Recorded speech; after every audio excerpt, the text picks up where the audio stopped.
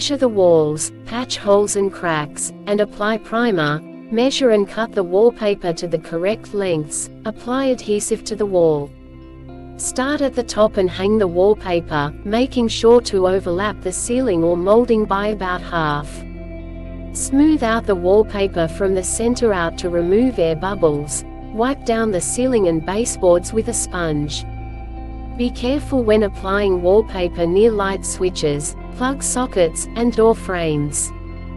For window frames, you can make a diagonal cut on each corner with scissors to avoid damaging the paintwork. Ready the wall, it's looking so beautiful.